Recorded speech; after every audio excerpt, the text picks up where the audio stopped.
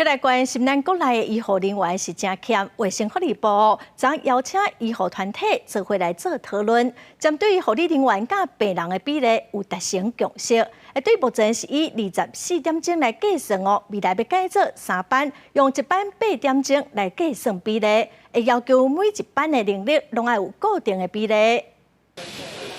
护理人员面临薪水上过低、护病比无合理这因素影响，利息率每年提悬。卫福部日前召集33个护理病院甲医护团体代表，研究3班护病比会议，最后达成3大共识。作为病人安全跟护理人留任的一个很重要的策略，支持这个方向。但是呢，针对于那个标准的定，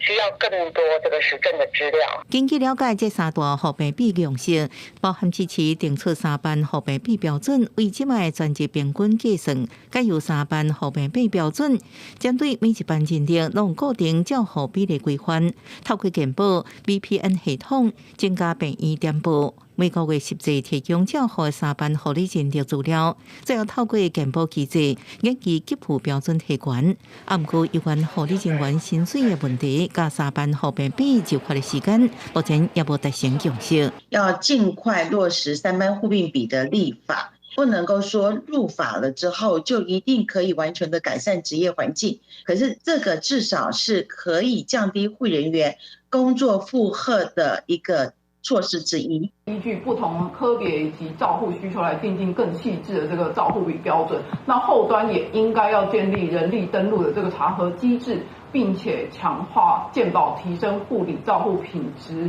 预算是不是真的有确实用在护理人力上？医改会方向，卫福部应该赶紧落实护病比，除了降低护理人员流动率，也提悬照护品质，解决护理人力紧张的情形。记者综合报道。